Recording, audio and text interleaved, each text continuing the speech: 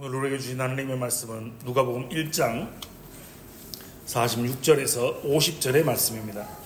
신약성경 88페이지 누가복음 1장 46절에서 50절의 말씀을 한 절씩 교독하고 마지막 50절의 말씀은 함께 읽겠습니다. 46절입니다. 마리아가 이르되 내 영혼이 주를 찬양하며 그의 여종의 비천함을 돌보셨음이라. 보라, 이제 후로는 만세의 날을 복이 있다 일컬으리로다. 함께 읽겠습니다. 긍휼하심이 두려워하는 자에게 대대로 이르는도다. 아멘. 그리스도 안에 사랑하는 성도 여러분, 오늘은 누가복음 1장 46절에서 50절의 말씀을 가지고 다시 오실 그분을 기다리는 삶이라는 제목으로 함께 말씀을 나누며 은혜를 나누고자 합니다. 대림절 혹은 대강절 4주간이라는 시간을 통해서 구주의 이 땅에 오심과 다시 오심을 함께 살펴보며 은혜를 나누었습니다. 오늘은 그 마지막 4주차입니다. 저와 여러분은 이 땅에 사는 동안 이런 육신의 몸을 입고 있습니다.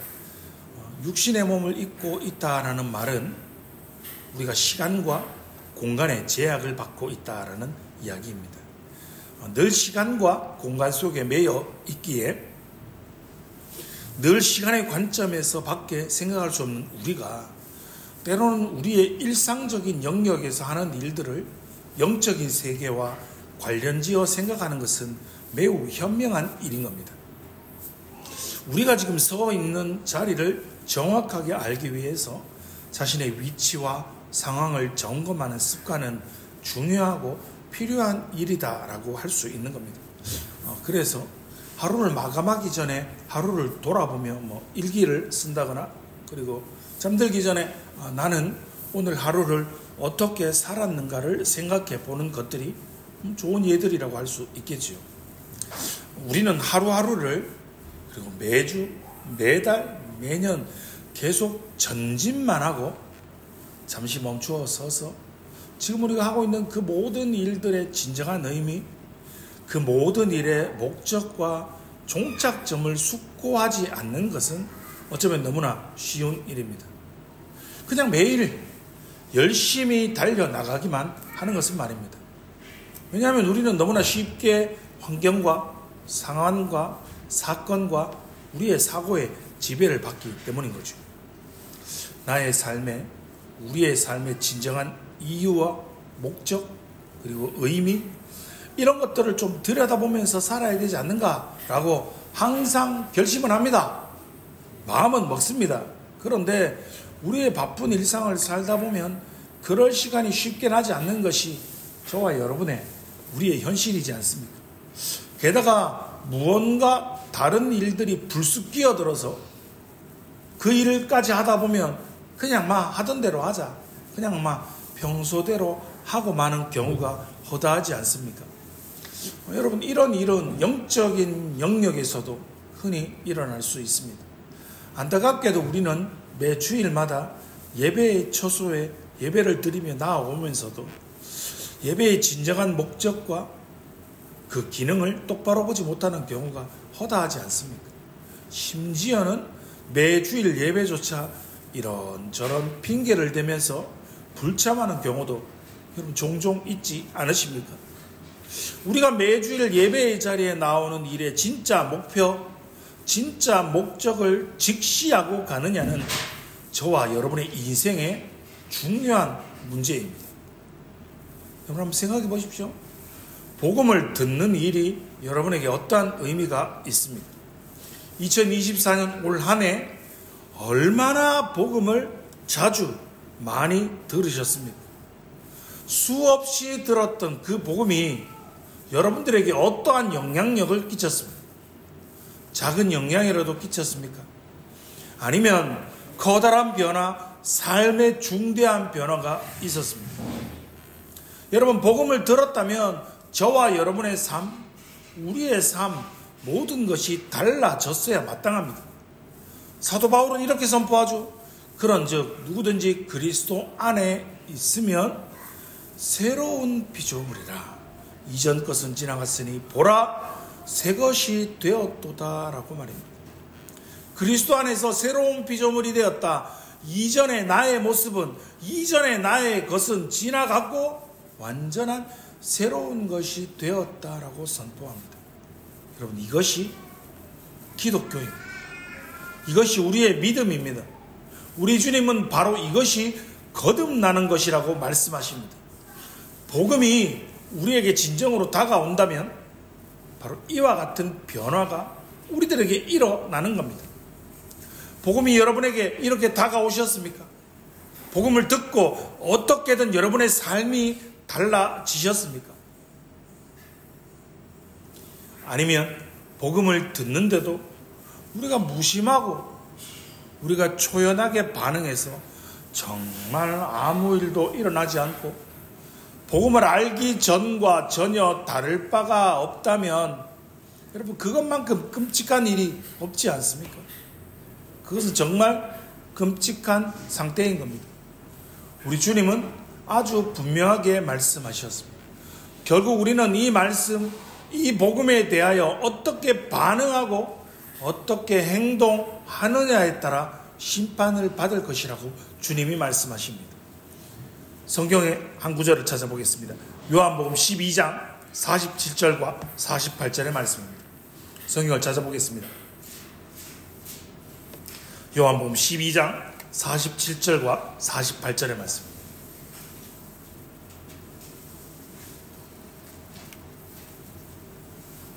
두 절의 말씀을 한 목소리로 함께 읽어보겠습니다.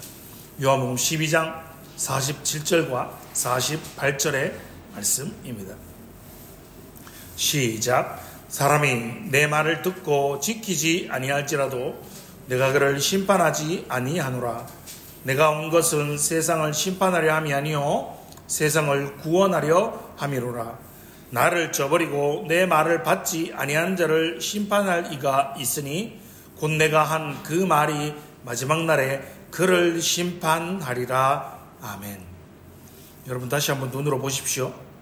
대단히 엄중한 말씀입니다. 여러분, 지금은 여러분이 복음을 들어도 올바르게 반응하지 않아도 여러분의 삶에 아무 일도 일어나지 않는 것처럼 보입니다. 네, 맞습니다. 예배 한 번 열심히 안 드렸다고, 복음을 듣고 반응하지 않았다고 우리의 삶에 아무런 문제가 일어나지 않는 것처럼 보입니다. 그런데 성경이 무엇이라고 말씀하십니까? 저와 여러분은 예수 그리스도의 이 땅에 오심, 초림을 믿지 않습니까? 그렇다면 우리는 예수 그리스도의 재림을 역시 믿지 않습니까? 그 모든 증거는 예수님의 말씀, 하나님의 언약의 모든 말씀이 이 땅에 반드시 이루어질 거라는 언약의 확증이라는 것을 우리가 들었습니다. 방금 읽었던 요한복음 12장 47절과 48절은 우리에게 뭐라 말씀하십니까?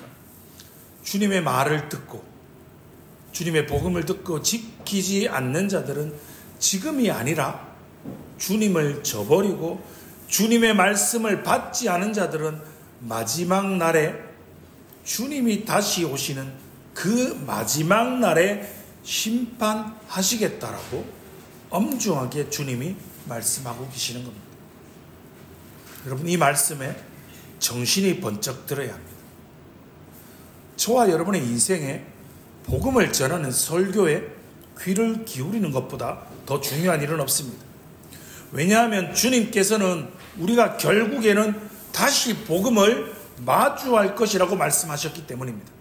이게 무슨 말이냐면요, 우리가 이 땅에 살면서 단 한 번이라도 복음을 들었다면 그 복음에 합당하게 반응했어야 하는데 왜 믿지 않았느냐라고 주님이 마지막 날 심판대 앞에서 물으실 것입니다. 아니, 너는 복음을 한 번이라도 들었는데 왜 그 복음에 합당하게 반응하지 않고 그 복음을 믿고 구원받지 않았느냐라고 우리에게 물으실 것입니다. 그날에는 주님 앞에서 어떠한 핑계도 어떠한 변명도 통하지 않을 것입니다. 같은 자리에서, 같은 교회에서, 같은 메시지를, 같은 복음을, 같은 내용을 들었는데 네 옆에 있는 사람, 그들은 복음으로 구원을 받았는데 너희는 왜 구원받지 못했느냐? 라고 주님이 물으실 겁니다. 여러분, 주님 앞에, 그날 주님 앞에 서서 무엇이라고 대답하십니까? 그러므로 복음과 관련해서 우리의 위치를 정확히 아는 것은 이처럼 저와 여러분의 인생에 너무나도 중요한 일인 것입니다. 여러분, 이 문제를 좀 다르게 생각해 보십시다. 그리스도인이 된다는 것, 기독교인이 된다는 건 하나님의 은혜를 체험했다라는 뜻입니다.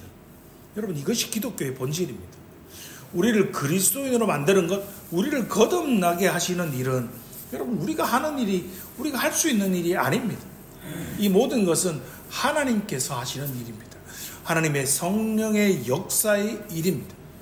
그리스도인이 된다라는 것의 본질은 바로 이 전능하신 하나님의 손에 달려 있는 겁니다. 그런데 그것이 하나의 체험으로 우리에게 나타나는 겁니다. 자, 체험이라는 단어, 그 의미를 좀 생각해 보십시다.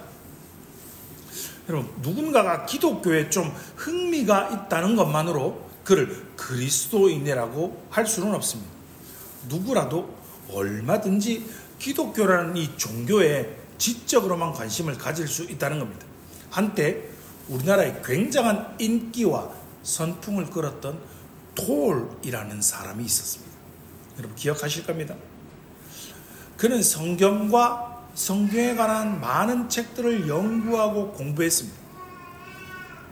그래서 이것이 참된 진리이다라고 많은 사람들에게 강의도 했습니다. 그런데 그는 그리스도인이 아닙니다. 그는 단지 기독교에 지적으로만 관심을 가졌을 뿐 그 외에 다른 의미를 두지 않았습니다.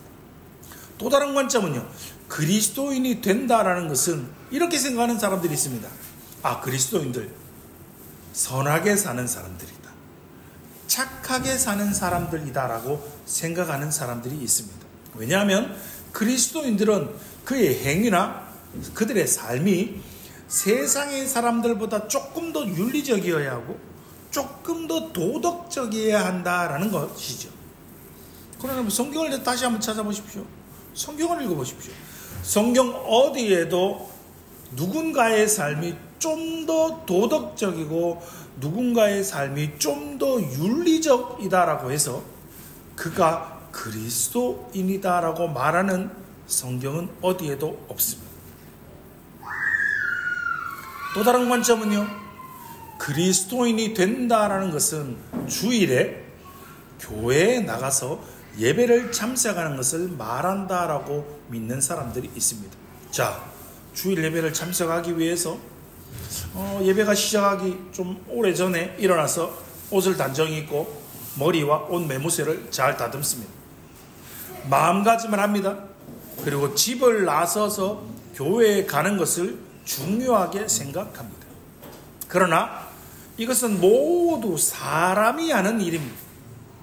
앞에서 살펴본 것처럼 기독교의 기본적 정의는 하나님이 우리에게 하시는 일이다라고 말씀을 드렸습니다. 그리스도인이 되는 것, 우리가 예수 그리스도를 믿고 복음을 믿게 되는 것, 이 모든 것이 하나님께서 우리에게 하시는 일이고 그것이 우리에게는 하나의 체험으로 나타나는 것이다 라고 말입니다. 오늘 우리가 읽었던 누가복음의 본문을 보십시오. 바로 그 하나님의 일하심을 체험한 한 사람이 등장합니다. 그는 마리아입니다. 누가복음에 기록된 마리아의 진술은, 마리아의 이러한 체험은 최초의 기독교적 체험이라고 할 수 있습니다. 마리아는 하나님이 그녀에게 하신 일에 대해 자신이 어떻게 반응했는지를 들려주고 있습니다. 혹자는 이렇게 반응하며 이야기합니다. 에이, 마리아의 경우는 좀 우리랑 다르지 않습니까? 그녀는 성령으로 잉태하여 아기를 낳을 것 아닙니까? 라고 말입니다. 우리가 어떻게 아기를 낳습니까? 우리 그런 건 못하지 않습니까? 그렇기 때문에 마리아는 우리와 다르지 않습니까? 라고 말입니다. 그러나 여러분, 오늘 본문의 말씀을 다시 한번 살펴보십시오. 마리아가 고백하는 것처럼 그녀가 체험한 것을 고백하고 있는 것에서 그녀의 임신은 중요한 것이 아니라는 것입니다. 그녀는 임신한 일에 관해서 많이 언급하고 많이 말하고 있지 않습니다. 그녀에게서 임신한 것보다 더 중요한 것은 마리아에게 무슨 일이 일어나고 있는지, 하나님이 지금 마리아 자신에게 무슨 일을 하고 계신지를 그녀가 깨닫고 있다라는 것입니다. 이것이 바로 마리아의 찬가에서 나타내고자 하는 바로 핵심인 겁니다. 다시 말해서 마리아는 지금 자신의 영적 체험을 하고 있음을 인식하고 찬가를 통해서 그리스도인으로 거듭남의 체험이 중요하다라는 사실과 거듭남의 기본적인 특징들, 거듭남의 요소들을 알려주고 있는 겁니다. 자, 이러한 관점에서, 이러한 각도에서 살펴보면 그리스도인의 거듭남의 체험을 이렇게 이야기할 수 있습니다. 첫 번째는 그리스도인의 체험은 표준화된, 정형화된 체험 양식은 없다라는 겁니다. 문제는요, 마귀가 이 부분을 교묘하게 덫을 놓아서 미혹한다라는 겁니다. 이단들이 자주 사용하는 방법입니다. 여러분, 이런 질문들 들어보셨죠? 여러분의 생일은 언제입니까? 아니, 여러분의 생일은 몇 년, 몇 월, 며칠 태어난지를 아는데 어떻게 거듭남, 영적으로 다시 태어난 날, 구원받은 날을 모를 수가 있습니까? 라고 묻는 겁니다. 거듭났다면 거듭남을 체험하는데 표준화된 양식이 존재하기 때문에 그것을 당신이 체험하지 못했다면, 그것을 당신이 인식하지 못했다면 당신은 구원받은 거 아니다, 당신은 아직 거듭나지 못했다라고 헛된 주장을 하고 있는 겁니다. 여러분, 누군가에게는 그 체험이 갑작스럽게 찾아올 수도 있습니다. 누군가에게는 아주 서서히 찾아올 수도 있습니다. 그런데 갑작스럽게 체험했던지 서서히 체험했는지는 여러분 중요하지 않습니다.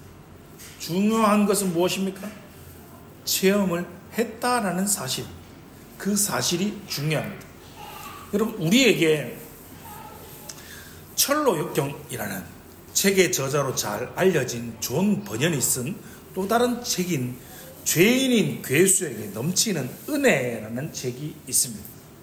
그 책에서 보면요, 존 버년이 무려 18개월, 1년 6개월이라는 기간 동안 끔찍한 회개의 고뇌를 겪었다라고 이야기하고 있습니다.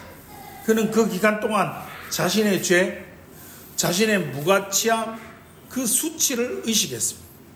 그 일로 인해서 그의 영혼은 너무나 큰 괴로움을 겪었습니다. 한 번은 그가 공기 중에서 마치 지옥에서 나는 듯한 유황의 냄새를 맡았다라고 진지하게 그는 말할 정도였습니다. 그는 자신이 정말 비참한 사람이라고 느꼈던 것입니다. 또 한 번은 얼마나 불행하다고 느꼈는지 들에서 풀을 뜯어먹고 있는 거위를 바라보면서 그 거위를 부러워하기도 했습니다. 자신이 인간이 아닌 동물이기를 바랬던 겁니다. 자신이 겪고 있는 끔찍한 괴로움, 몇 달 동안 18개월이라는 개월 동안 이어진 회개의 고통을 몰랐으면 좋았을 것이다 라고 그가 생각했던 것입니다. 그런데 정확히 존 번영과 같은 경험을 하지 않았으면 18개월 그 기간이라는 동안 그런 경험을 하지 않았으면 그리스도인이 되지 못한 거라고 생각하는 사람들이 있었다라는 겁니다. 존 버연처럼 18개월의 회개의 고통을 느껴야 한다. 그 패턴, 그 양식대로 그것에 맞지 않으면 그리스도인이 아니다 라고까지 주장했다라는 겁니다. 그러나 여러분, 그러한 주장은 성경 어디에도 없습니다. 또 다른 부류가 존재하죠. 빌립보 감옥을 지키고 있던 간수 이야기를 잘 알고 있지 않습니까? 바울과 실라가 감옥에 갇혔고 빌립보 감옥을 지키고 있을 때 감옥의 문이 열렸고 그 일들을 통해서 그가 급격하게 갑자기 회심한 사람들의 이야기에 주목하는 자들도 있습니다. 봐라, 회심은 이런 거다. 이렇게 갑작스러운 것이다. 뭘 회심을 18개월씩이나 이렇게 긴 기간 동안 뉘우치고 회개를 겪는 사람은 그건 그리스도인 아니다 라고 생각하는 겁니다. 거듭남은, 영적인 체험은 갑작스럽게 경험하는 사건이다라는 것이라고 주장하는 겁니다. 그러나 여러분, 성경은 거듭남의 표준화된 체험 양식이 존재하지 않는다라고 가르쳐 주십니다. 오늘 본문에 등장하는 마리아의 사례처럼 말입니다. 여러분, 우리 어머니들 앉아 계시죠? 여자 성도님들 앉아 계시죠? 여러분 출산할 때 천사가 나타나서 네가 맨날 며칠에 애를 낳을 건데 그 이름을 누구라고 지어라 라고 수태고지 받으신 부모님들 계십니까? 출산 전에 출산하는 여인들이 천사가 나타나서 네가 아들을 낳을 거고 딸을 낳을 거고 이름을 무엇이라고 해라라는 일들이 표준화된 것이 아니다라는 겁니다. 그렇다면 거듭남에 따르는 요소들은 무엇인지 오늘 본문의 말씀을 통해 한번 살펴보겠습니다. 오늘 본문 48절과 49절의 말씀을 다시 한번 보십시오. 첫 번째는 하나님이 나를 다루셨고 내게 복을 주셨다라는 인식입니다. 48절과 49절의 말씀입니다. 그의 여종의 비천함을 돌보셨음이라. 능하신 이가 큰 일을 내게 행하셨으니 그 이름이 거룩하시며입니다. 여러분, 그리스도인이 되는 것이 하나님께 생명을 받는 것을 의미한다면, 그리스도인이 되는 것이 거듭나는 것을 의미한다면, 그리스도인이 되는 것이 죽음에서 생명으로, 어둠에서 빛으로 넘어오는 것을 의미한다면, 새로운 피조물과 새로운 존재가 된다라는 뜻이라면, 그런 변화가 진행되는 동안 그 사람에게는 무언가 지금 일이 일어나고 있다라는 깨달음이 반드시 있어야 하지 않겠습니까? 그것은 사람이 내리는 결단이 아닙니다. 그것은 사람이 하는 일이 아닙니다. 오늘 본문의 마리아처럼 내게 하나님이 지금 어떤 일을 하고 계신다라는 인식을 가진다라는 겁니다. 정확하게 분명하게 그것이 무엇인지는 이해하지 못해도 적어도 지금 내게 무언가 일이 벌어지고 있다. 내 삶에 무언가 이루어지고 있다. 동요가 일어나고 있다라는 인식은 있다라는 것입니다. 그리스도인이라면 하나님이 나를 다루고 계시고 나의 삶에 관심을 갖고 계시고 무언가 나를 통해 일을 하고 계신다라는 의식이 여러분 없을 수가 없다라는 겁니다. 하나님이 저와 여러분에게 손을 대십니다. 마리아에게 그러셨던 것처럼 말입니다.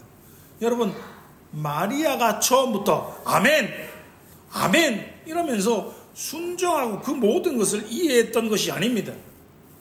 그러나 그분의 손길, 그분의 만지심을 알고 그녀는 분명하고 명확하게 알지는 못했지만 지금 하나님께서 나에게 어떤 일을 하고 계시는구나 라는 것은 인식했다라는 겁니다. 자, 그것을 인식을 하게 되면 필연적으로 따라오는 요소, 바로 두 번째는 놀라움입니다. 여러분, 누가복음 1장에 나타나는 마리아의 참가 부분을 다시 한번 잘 읽어보시기 바랍니다. 곳곳에 마리아의 놀라움이 보이지 않습니까? 뜻밖의 이 일에 대한 놀라움의 어조가 그가 찬양하는 마리아의 찬가 부분에 느껴지지 않으십니까?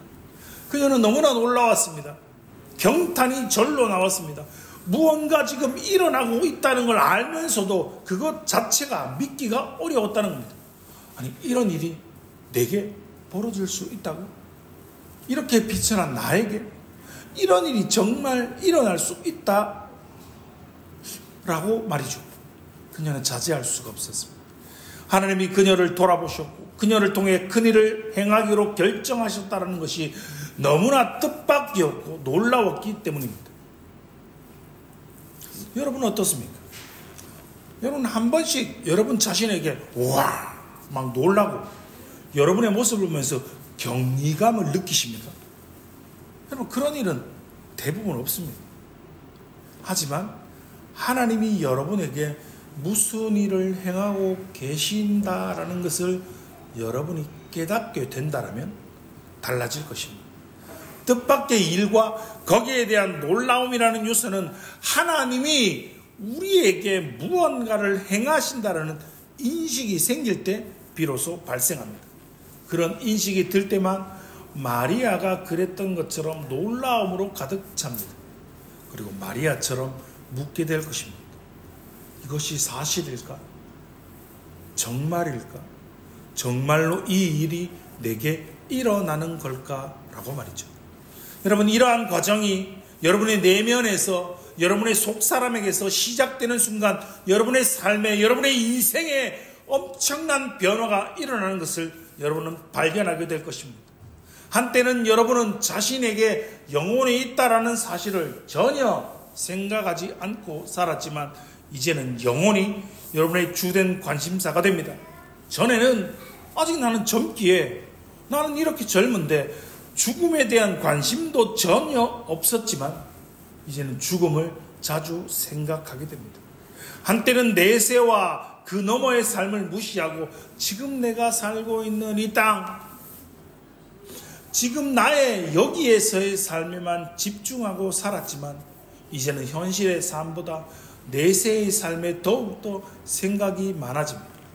성경은 어떻습니까? 여러분 성경은 세상에서 가장 지루한 책이었던 겁니다. 재미로 성경을 읽는다?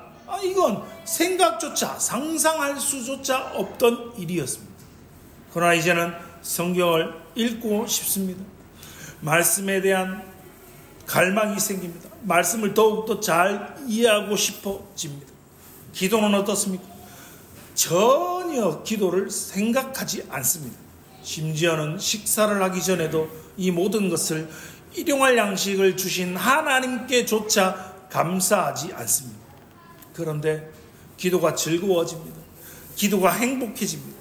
기도가 세상에서 가장 놀랍고 멋진 이름을 깨달았고 기도에 힘써야 한다라는 생각이 밤낮으로 들게 됩니다. 며칠 전에 사촌 동생과 통화를 할 일이 있었습니다. 신앙 상담을 좀 하고 기도 제목을 나누면서 중보의 기도를 요청해 왔었습니다. 그러면서 이런저런 이야기를 하고 사촌 동생이 이런 말을 하였습니다. 예전에는 그냥 교회를 습관처럼 다녔는데 요즘은 교회가 너무 즐겁고 너무 행복하다. 새벽마다 일어나서 새벽 기도를 가는 것이 말씀을 통하여 말씀을 배워가는 것이 너무너무 즐겁고 너무너무 행복하다라고 말입니다. 이런 일이 가능한가? 내가 전과 같은 사람인가? 이게 진짜 나인가? 아니야, 이건 예전의 나의 모습이 아니야 라고 마리아도 이것을 다 느꼈던 것입니다. 감탄과 신기함과 놀라움을 말입니다. 성경에 나타나는 전형적인 사례의 인물이 있습니다. 여러분 잘 아시는 사도 바울입니다. 그는 갈라디아서 2장 20절에 이렇게 이야기합니다. 나는 살아있으나 내가 사는 것이 아니요 라고 말입니다. 바울의 말의 뜻은 이겁니다. 이건 뭔가 잘못됐다. 나는 지금 살아있는데 이건 지금 내가 사는 것이 아니다. 나는 다소 사람 바울이라고. 그런데 나는 다소 사람 바울이 아니야. 다소 사람 바울은 신성 모독자였고 해로운 사람이었고 그리스도와 복음을 미워하는 사람이었어. 나는 다소 사람 바울일 수가 없어. 하지만 나는 다소 사람 바울이야. 내가 그 사람이라는 걸 알아. 나는 동일한 사람이야 라고 말입니다. 그는 지금 공경에 처해 있는 겁니다. 자기가 자기 자신을 이해하지 못합니다. 나는 살아있으나 내가 사는 것이 아니요라고 말입니다. 사랑하는 성도 여러분, 이것이 기독교입니다. 하나님의 은혜를 체험한 사람은, 복음을 듣고 믿는 사람은 과거의 자신을 이해할 수 없습니다. 해결책은 오직 한 가지뿐입니다. 나는 살아 있으나 내가 사는 것이 아니요 그리스도께서 내 안에 사시는 것이라 라고 말입니다. 사도 바울은 자신이 모독하고 증오하고 욕했던 하나님의 아들 예수 그리스도가 자신을 영원한 사랑으로 사랑하셨고 자신을 위해 십자가에 못 박혀 죽으셨다라는 사실을 결코 무시할 수가 없었습니다. 하나님의 아들이 나를 사랑하사 나를 위하여 이 낮고 낮은 땅 위에 인간의 모습으로 임하셔서 나를 위하여 십자가에 못 박혀 자기 자신을 버리셨다는 이 사실을 그는 결코 무시해 버릴 수가 없었던 것입니다. 절대로 말입니다. 여러분, 이것이 바로 그리스도인이 하는 본질적인 경험입니다. 바로 이 놀라운 일이 마리아에게 일어난 것입니다. 여러분에게는, 사랑하는 성도들에게는 일어나셨습니다. 바울의 놀라운 고백을 들어보십시오. 내가 나된 것은 하나님의 은혜로 된 것이니 라고 말입니다. 여러분, 이것이 그가 내놓을 수 있는 유일한 설명입니다. 완전한 변화가 일어났습니다. 한때 맹렬하게 박해했던 그가 똑같은 기세와 열정으로 예수 그리스도를, 십자가의 복음을 이방인들에게 전파하고 있는 겁니다. 완전한 변화가 일어난 것입니다. 새로운 피조물, 새 사람이 된 것입니다. 2024년 이제 2주도 채 남지 않은, 정말 얼마 남지 않은 올 한 해를 보내면서 여러분은 무엇이라고 고백하시겠습니까? 여러분, 왜 그리스도인들이 세상과 똑같은 방식으로 살면 안 될까요? 왜 술 취하고 세상 사람들과 똑같이 저속한 욕망에 탐닉하면서 살면 안 됩니다. 여러분, 우리가 조금 더 나은 사람이어서가 아닙니다. 우리가 더 뛰어난, 남들과는 좀 다른, 좀 더 뛰어난 무언가를 가지고 있어서가 아닙니다.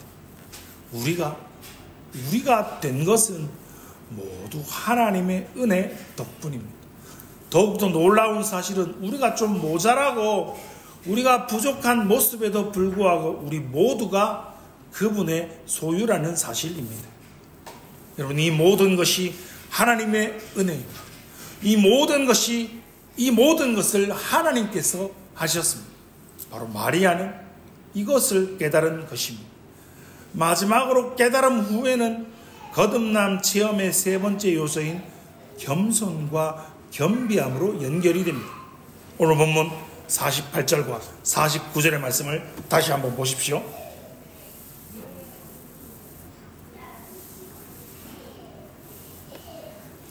여종의 비천함을 돌보셨습니다. 능하신 이가 큰일을 내게 행하셨으니 그 이름이 거룩하시며 입니다. 여러분, 겸손과 겸비를 찾아볼 수 없는 곳에는 기독교는 존재하지 않습니다. 왜 세상의 사람들이 저와 여러분을, 우리의 모습을 바라보며 욕하고 비난할까요? 우리의 모습 속에 겸손은 찾아볼 수 없고 겸비는 찾아볼 수 없기 때문입니다. 여러분이 누구든지, 여러분이 무슨 일을 하든지, 여러분이 하나님의 임재와 그분의 영광과 그분의 위대함과 위엄과 거룩함을 아주 희미하게라도 느끼고 깨달은 적이 있다면 여러분은 더없이 겸허해질 것입니다. 여러분은 여러분 자신이 정말 형편없고 무가치하다라고 느낄 것입니다. 바로 이것이 겸손입니다. 바로 이것이 겸비함입니다. 마리아는 자신을 어떠한 방식으로도 뽐내지 않았습니다. 봐라! 내가 성령으로 예수를 잉태했다라고 자신의 그 어떠한 행위를 자랑하지 않습니다. 자신의 활동을 자랑하지 않습니다. 자신의 도덕을 자랑하지 않습니다. 자신의 기도를 자랑하지 않고 자신의 건강함을, 자신의 재산을, 자신의 학력을, 자신의 그 어떠한 것도 자랑하지 않습니다. 그리스도인이 그 무엇보다 깊이 인식하는 것은 자신의 철저하고 완전한 무가치함입니다. 바로 이것이 겸손입니다. 바로 이것이 겸비함입니다. 여러분, 이사야 선지자를 알고 계시죠? 그는 아주 선한 사람이었습니다. 그가 환상을 통해서 하나님을 언뜻 보고 그는 이렇게 고백합니다. 화로다 나여 망하게 되었도다. 나는 입술이 부정한 사람이요 나는 입술이 부정한 백성 중에 거주하면서 라고 말입니다. 대담하고 자신감이 넘쳤던, 자기 만족에 빠졌던 시몬 베드로라는 사람을 우린 잘 알고 있습니다. 그는 무모한 사람이었습니다. 그는 언제나 겁없이 나서고 뭐든지 자원하는 사람이었습니다. 그런 그가 고기잡이를 나갔다가 한 마리도 잡지 못하고 아무것도 잡지 못하고 돌아오려고 했을 때, 예수님의 명령을 따라 그물을 던졌을 때 감당할 수 없을 만큼의 많은 물고기가 잡혔습니다. 그 일을 경험한 시몬 베드로, 그에게 끼쳤던 영향을 우린 기억하지 않습니까? 그는 주님께 가서 이렇게 고백합니다. 주여, 나를 떠나소서. 나는 죄인이로소이다 라고 말입니다. 자신감이 넘치고도 넘쳤던 그가 무엇 때문에 자신이 이렇게 죄악되고 비천하다고 느낀 것일까요? 그는 바로 그 자리에서 하나님의 아들이신 주 예수 그리스도의 전능하심, 그분의 영광, 그분의 신적 능력을 보는 순간 내 자신이 얼마나 천하고 얼마나 비참하고 얼마나 무가치하다는 것을 그가 깨닫게 된 것이라는 겁니다. 사랑하는 성도 여러분, 저와 여러분이 우리 자신의 무가치함, 우리의 죄악됨, 우리의 약함, 우리의 무력함을 어느 정도 알아보지 못한다면 우린 우리 자신을 스스로 그리스도인이라고 여길 자격이 없다라는 것을 기억하시기 바랍니다. 말씀을 맺겠습니다. 마리아의 찬가를 통해서 오늘 우리는 예수 그리스도의 재림을 믿는 성도들은 어떻게 살아가야 하는가를 함께 말씀을 통해 나누었습니다. 이 땅에 오신 주님을 믿는다는 것은 여러분 복음에 대해 올바르게 반응한다는 것입니다. 그것은 우리의 삶의 체험으로 다가옵니다. 첫 번째는 인식으로 다가옵니다. 그리고 두 번째는 놀라움과 경이로움으로 다가옵니다. 세 번째는 겸손과 겸비함으로 다가옵니다. 우리에게 하나님의 은혜가 없다면, 복음을 듣고도 믿음의 체험이 없다면, 우리의 삶이 변하지 않는다면 어쩌면 우리는 믿음의 삶이 아닌 그저 그런 썬데이 크리스찬으로 살아가고 있는지 모릅니다. 사랑하는 하늘영광교회 성도 여러분, 선포되는 주님의 말씀을 통해, 선포되는 복음을 통해 예수 그리스도를 나의 구주, 나의 하나님으로 영접하시기 바랍니다. 우리를 구원하시기 위해 이 낮고 낮은 땅 위에 육신의 몸을 입고 오신 예수 그리스도를 믿으시기 바랍니다. 그리고 그분이 다시금 이 땅에 재림주로 오실 때 우리에게 복음에 대해 어떻게 반응하였는지, 너희는 너희에게 들려진 그 복음에 대해서 어떻게 살았는지라고 물으실 때 그 주님 앞에서 주님의 십자가를 붙잡고 주의 복음을 위해 살았습니다. 하나님의 이름을 위해 살았습니다. 하나님의 영광을 위해 살았습니다. 주님의 피로 값주고 사신 교회를 위해 살았습니다 라고 부끄러울 것이 없는 충성된 하나님의 나라의 백성답게 다시 오실 그분을 기다리는 참된 삶을 살아가시는 복된 성도님들 되시기를 주님의 이름으로 축원합니다.